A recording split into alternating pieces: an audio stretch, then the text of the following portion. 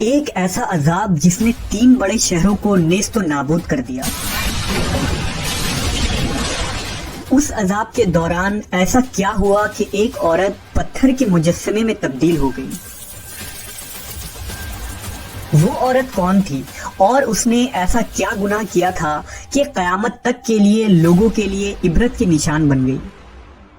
اس video میں ہم حضرت لوط کی بیوی کے پتھر بننے کے عبرتناک واقعے کو جانیں گے۔ قوم لوط تاریخ کی ایک ایسی قوم ہے جنہوں نے گناہ کا ایک نیا طریقہ ایجاد کیا تھا، یعنی اس قوم کے مرد مردوں سے جنسی تعلقات بنایا کرتے تھے اور اپنی خواہش پوری کرتے، لہذا اللہ تعالیٰ نے انہیں اس گناہ عظیم کو چھوڑ کر صحیح راہ پر لانے کے لیے اپنے پیغمبر حضرت لوط علیہ السلام کو ان علاقوں میں مبعوث فرمایا جسے تاریخ میں سدوم کہا جاتا ہے۔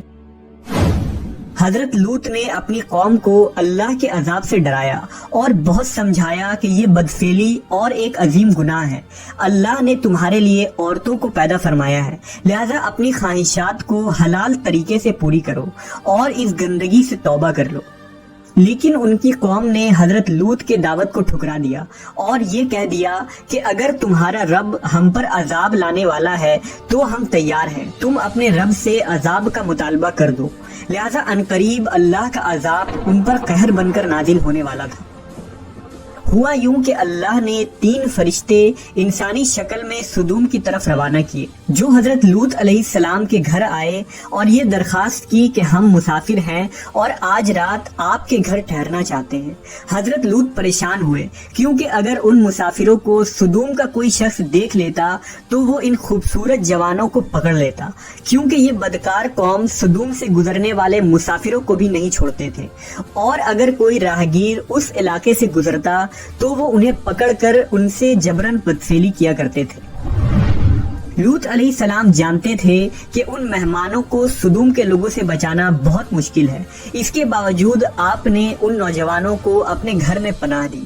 حضرت لوط کی بیوی نے جب دیکھا کہ گھر میں خوبصورت نوجوان مہمان بن کر ٹھہرے ہیں تو اس کے دل میں یہ شرارت سوجھی کہ کیوں نہ میں سدوم کے لوگوں کو جا کر خبر دے دوں کہ لوط کے گھر خوبصورت لڑکے آئے ہوئے ہیں، اور پھر وہ لوگ انہیں پکڑ لیں۔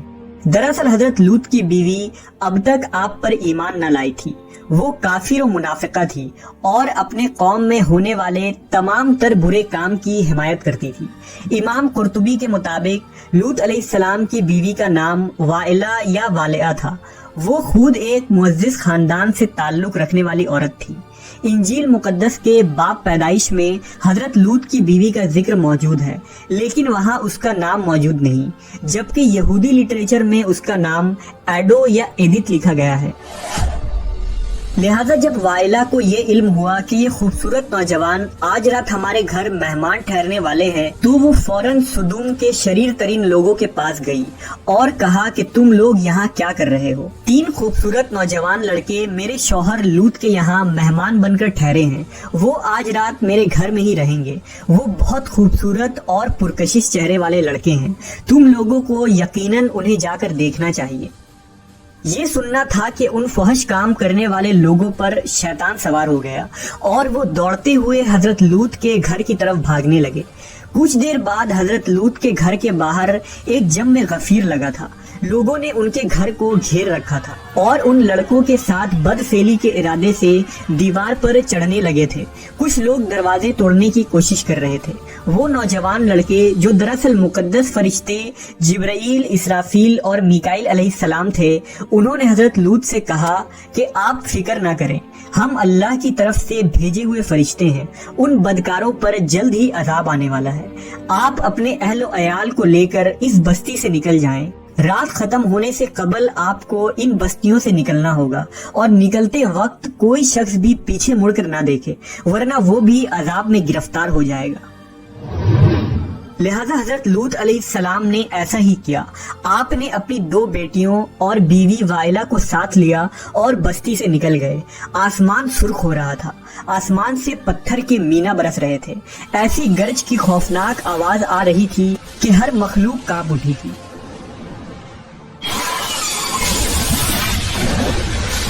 اس دوران حضرت لوط اپنی بیوی، بیٹیوں اور ان فرشتوں کے ساتھ جلدی جلدی قدم بڑھا رہے تھے، اور چلتے وقت ان کی نظریں غضب الہی کے ڈر سے نیچے جھکی ہوئی تھی۔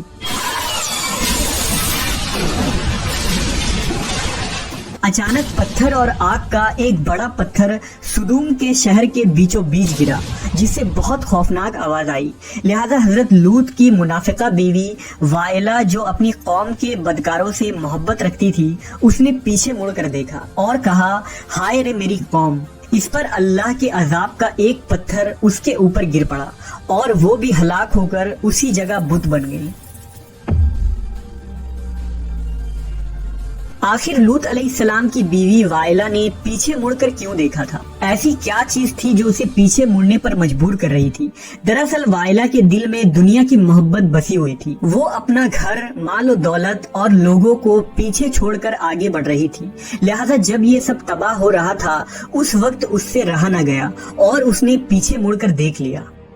انجیل کے کتاب لوکا کے مطابق جب حضرت عیسیٰ علیہ السلام کا وقت قریب آیا، یعنی آسمان پر اٹھائے جانے سے قبل، حضرت عیسیٰ علیہ السلام نے اپنے حواریوں کو بہت ساری نصیحتیں کی تھی۔ اس دوران آپ نے فرمایا تھا کہ لوط کی بیوی کو یاد رکھو۔ حضرت عیسیٰ نے لوط کی بیوی کو یاد رکھنے کی نصیحت کیوں کی تھی؟ دراصل ایک طرف حضرت لوط اور نوح علیہ السلام کی بیوی تھی، جو پیغمبروں کی زوجہ ہونے کے باوجود کفر میں مبتلا رہی، وہیں دوسری طرف فرعون کی بیوی ہے، جنہوں نے خدائی کے دعوے دار کے محل میں رہنے کے باوجود لا شریک معبود پر ایمان لا کر نجات حاصل کیا۔ لہذا اللہ نے قرآن مجید میں فرمایا، اللہ تعالیٰ کافروں کے لیے نوح اور لوط کی بیویوں کو بطور مثال پیش فرماتا ہے۔ وہ دونوں ہمارے بندوں میں سے 2 صالح بندوں کے نکاح میں تھیں، مگر انہوں نے اپنے شوہروں سے خیانت کی، تو وہ اللہ کے مقابلہ میں ان دونوں کے کچھ کام نہ آ سکے، اور دونوں عورتوں سے کہہ دیا گیا کہ جہنم میں داخل ہونے والوں کے ساتھ داخل ہو جاؤ۔ اہل ایمان کے معاملے میں اللہ فرعون کی بیوی کی مثال پیش کرتا ہے، جب اس نے دعا کی، اے میرے رب، میرے لیے اپنے ہاں جنت میں ایک گھر بنا دے، مجھے فرعون اور اس کے عمل سے بچا، اور ظالم قوم سے مجھے نجات عطا فرما۔ آج اسرائیل اور اردن کے درمیان ایک ویران علاقہ پایا جاتا ہے۔ محققین کے مطابق یہ وہی جگہ ہے جہاں زمانہ قدیم میں 3 بڑے شہر آباد تھے، جن کے نام سدوم، عمورہ اور زغر تھے۔ یہی قوم لوط کا مسکن تھا۔ آج سدوم کے علاقے میں انسانی زندگی کا تصور بھی نہیں کی جا سکتی۔